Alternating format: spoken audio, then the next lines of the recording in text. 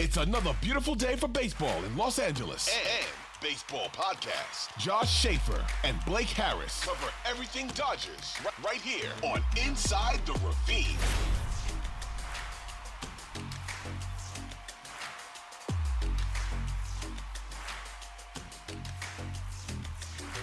How is it going, everyone? Welcome to a brand new episode of Inside the Ravine. Joining me, as always, from a different location, as always, my co-host, Josh Schaefer. I'm your host, Blake Harris. Josh, where are you recording live from this morning? This actually isn't a new location. I am in Arizona.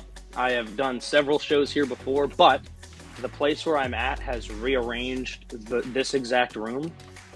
So this is the best spot where I could get halfway decent lighting and an elevated camera. So it used to have a different orientation. Now we're back, but it looks a little bit different.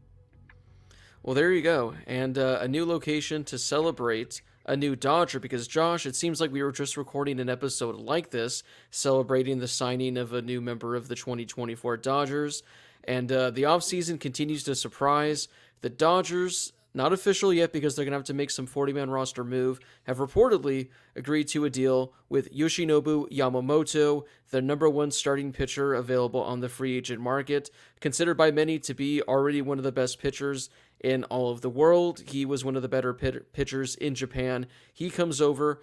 12 years, $325 million is the reported contract. Reportedly, a couple of opt-outs. I think as of this morning, we still don't know when exactly those opt-outs are going to be just yet. Reportedly, no deferred money, so he's just going to be getting $28 million a year, however the contract looks. Josh, I know all offseason we've been talking about Shohei Ohtani, Yamamoto, a bunch of other free agents. I know when we did our show back in, I think, November, we each became the GM of the Dodgers. We gave out our master plan on what we would do if we became GM, and I believe I had signed Shohei, signed Yamamoto as my 1 and 2, but I didn't think it was a realistic possibility. I thought definitely getting one was a possibility, but the Dodgers, this goes down as one of the greatest off seasons in the history of the franchise because two guys, two superstars for over $1 billion. Right now, they just have to do something with it. We both agreed priority number one is Shohei Ohtani, and number two on that list is signing Yoshinobu Yamamoto. And the Dodgers did both of those things. And you're right, you kind of coined it yesterday, the $1 billion Dodgers. So I'm down for that. Move over Bronx Bombers. It's the $1 billion Dodgers now. But the problem now is if you're spending $1 billion on two players, essentially, you've got to do something with it. And I think that obviously a lot of people have been going crazy on social media saying like Dodgers have to win now. They have to win now. What if they don't win now? We joke about it a lot. Dodgers fans are more critical of the team than anybody. But if we're being completely honest, and I texted this to somebody yesterday, the expectation for the Dodgers this year after signing Yamamoto went from win the World Series to win the World Series. Like that's the expectation no matter what. With the way that the roster was set up, it was like that last year. Like we went into the season saying like, I always say this, the Dodgers made these low risk, high reward free agent signings and trades throughout the season at the deadline. But ultimately, they made all of these moves to still make them a World Series contender. The expectation was still to win the World Series, but they made all of those moves as we expected and as we know now with Shohei Ohtani and others in mind. So they did all of that last year. They accomplished, all of these moves to make themselves contenders, and they were. The expectation was to win a World Series, and they got swept by the Diamondbacks in the first round. They just didn't have it. The Diamondbacks deserved the series win, and they went all the way to the World Series. That expectation has not changed, though. And now that you add these two guys, these two superstars, that expectation is still the same. So I think that the Dodgers have obviously put a lot of money forward, over $1 billion. Every other team in baseball combined has spent less than $900 million. I think that's going to change dramatically now that the top two guys on the market are gone. I think that there's going to be a massive, spending spree over the course of the next week or two. And that's something that we can even cover in a future show. But ultimately what the Dodgers did was they put these two guys as 1 and 2 on their top priorities list, and they went out and they got both of them in that order. Yeah, the reason I'm, not worried about the expectations for the Dodgers this year is because you hit it, Josh. Every year for the last 6-7 years, it's been World Series or bust. Last year, it was World Series or bust. The year before, it was World Series or bust. And this upcoming season, it's going to be World Series or bust. So nothing changes. I mean, the Dodgers are the favorite to win the World Series. We're all expecting them to at least make it and win. So nothing really changes in regards to that. But yesterday was a crazy day. It's not quite at the level of what the Shohei Ohtani saga was like on that final day, where people were tracking his plane to Toronto and there were reports that he already signed. But yesterday was a little bit crazy. I mean, earlier in the day, there was a report that the Giants were officially ruled out, so people were kind of starting to speculate, is his decision maybe, reaching the final stages? And then there was a report that Shohei Ohtani and Yoshi Yamamoto were going to be in the owner's suite at the Rams-Saints game on Thursday Night Football. You and I were going back and forth on that, going, wow, is Stan Kroenke out here doing his best recruiting job right now? And that was a fun 30 minutes. Then it got debunked. Then it was, oh, Yamamoto is not going to be joining Shohei at the Rams game. Why is that? What's the deal with that? Is he flying back to New York to potentially make a deal? A lot of people were kind of, worrying what's going on here. Then a guy from Barstool comes out and tweets, hey, he's signing with the Yankees for essentially what Garrett Cole's contract is. And a lot of people are thinking, oh boy, he's going to be signing with the Yankees. It's all over. Then a report came out from, I think, a New York Post guy a couple hours later saying the Dodgers and the Yankees are considered the two finalists. No decision is made, but they expect a decision either tonight or tomorrow. So then everyone's thinking, okay, here it comes. And then, of course, Josh, perfect timing as always. It's date night over here, and my girlfriend and I go and see a movie. And I was going to tweet out right before I saw the movie saying, all right, about to see this movie. If Yamamoto can just hold off for the next 2 hours, that would be ideal. I enjoy the movie. It's a great rom-com. The movie ends. I check my phone. I have about 25 text messages, nothing but notifications, and I'm trying to catch up. And the first thing I see is a text from you, and I think it was saying, we got him, or something along those lines. Let me check what exactly how you worded it was. Oh, no, it was, oh, let's go. And I didn't have to check to see what that was because I knew what it was. So I saw the old notifications. Dodgers get Yamamoto. I spent the next 2 hours catching up on about 2 hours worth of Twitter, messages and tweets that I didn't see. And Yamamoto is a Dodger. Josh, what was your story? What were you doing when you got the notification that Yami was coming to the Dodgers? You just throwing out like 3 nicknames in a row. Did you just coin all those yourself? I think I might have. Wow. So Yoshi, have you seen that anywhere, or did you just say it? A lot of people have been saying Yoshi. They really like that one. Okay. But I created Yami. I like Yami. Interesting. So I think that it's funny because the way we've talked about it, and I think I told you the same thing about the Shohei signing, was when, leading up to it, I kind of had this thought in my mind even last year that the Dodgers were going to be the prime candidates to get Shohei, and they were. And obviously I thought that the Dodgers were going to get him. But then, there's the Blue Jays rumors, and that all swirls, and then that kind of delays things. So then when the Dodgers signed Shohei, it was kind of just like that. It was such a roller coaster 24 hours that it was kind of that relief to hear. But ultimately, I did think that the Dodgers were going to get him. And it was the same thing with Yamamoto. And for me, it was kind of just, I wasn't on Twitter. I was doing some work last night, kind of just hanging out. It was a chill evening, and wasn't on Twitter. Didn't see it. Didn't see any of the rumors or anything.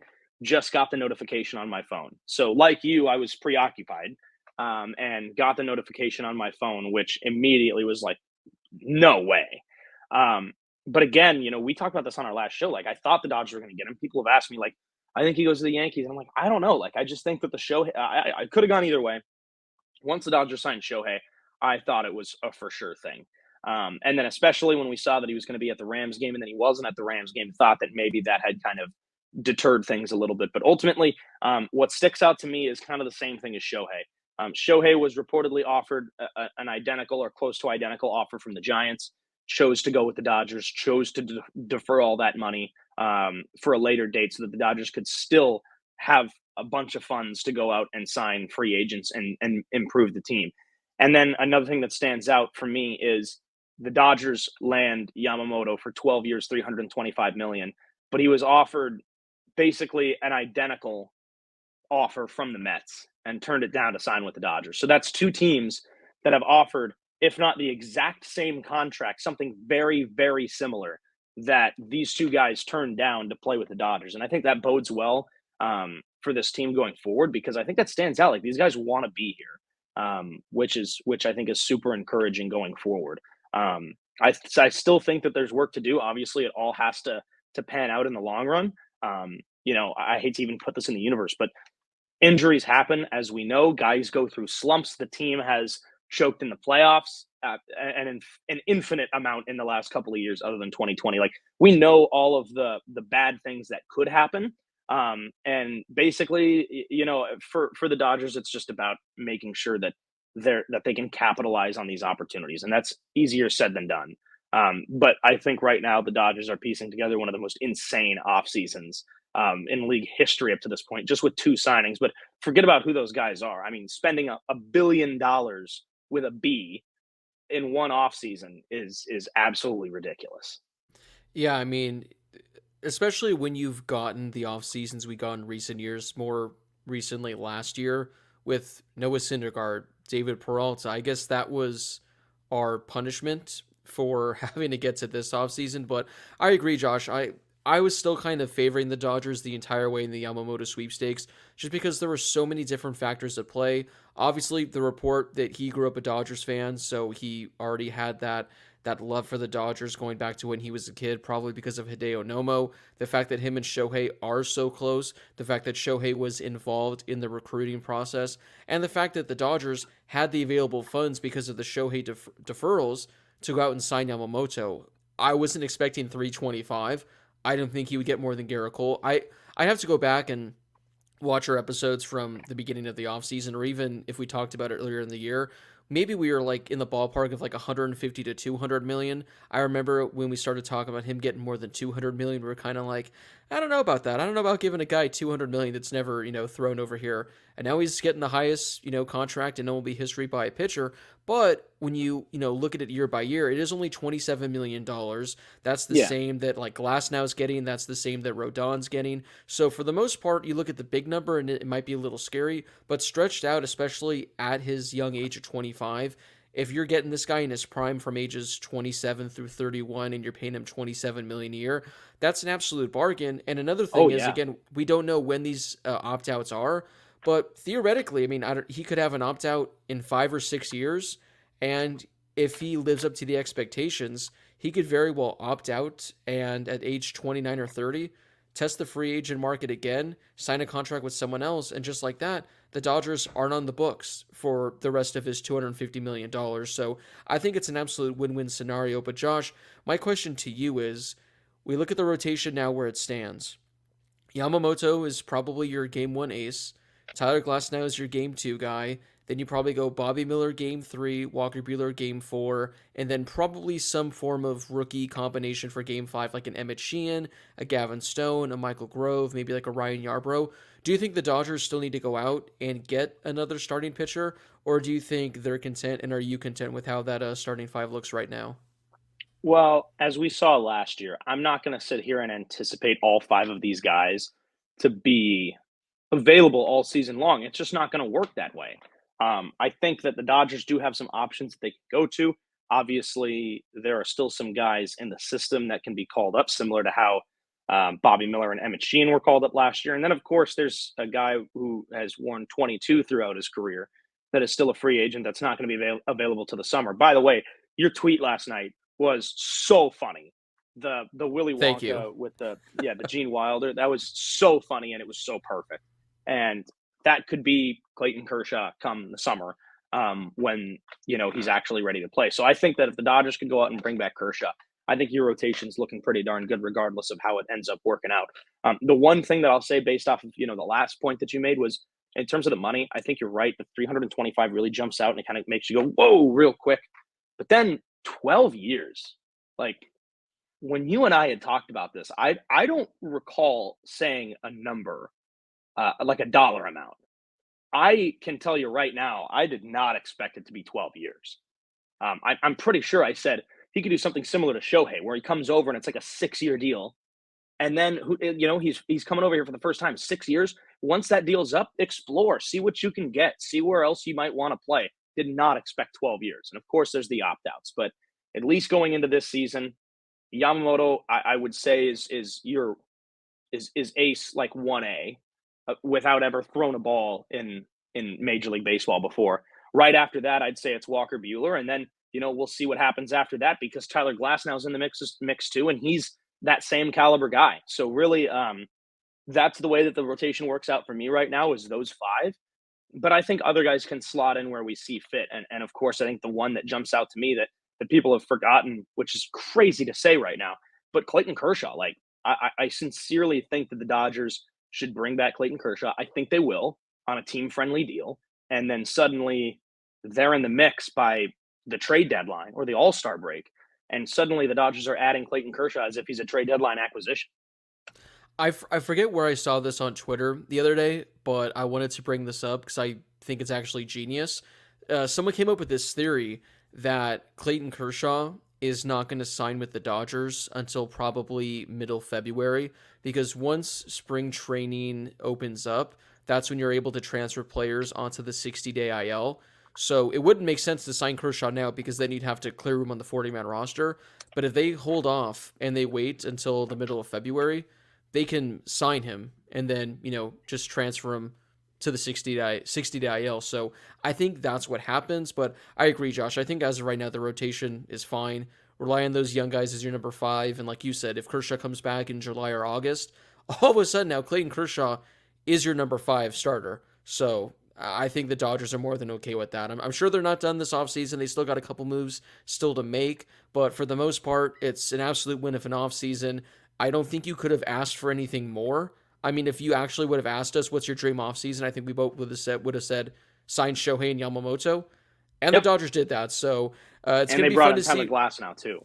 And Tyler Glasnow, oh, by the way, who just, was thrown in there at the end. So I'm sure a lot of free agent moves are going to happen now that the dominoes have fallen. So by the time we record our next show, Josh, I'm sure there's going to be a lot to talk about. We can talk about some, other potential targets we'd like to see the Dodgers go after. But Yoshinobu Yamamoto is a Dodger. Shohei Ohtani is a Dodger. And we ride for 2024. Josh, any final thoughts, words, comments before we wrap things up for today? The expectations are high, but they were already high. And let's see how the rest of the offseason plays out, because I think the dominoes are going to start to fall very soon. The two big ones are off the board. And now I think that there are going to be a ton of other teams who are very, very active in pursuing players on the market. I think the Diamondbacks are going to be pretty vocal. I think the Giants are going to be pretty active. And those are just two teams in the division. There are going to be some top dogs elsewhere in the league that are going to sign some big players this offseason. But again, we talked about this on the last show too. Like, once Shohei was off the board, the next one was going to come quick. And relatively speaking, Yamamoto was fairly quick. But the D-backs have already started to make some moves. And I think that now that we've got the big two off the board, I think hot stove season is officially underway, and this offseason is going to start heating up very quickly for a lot of other teams. Yeah, it's going to be fun. I mean, former Dodger Shelby Miller signed with the Tigers this morning, so we're already rolling, Josh. We're getting hot.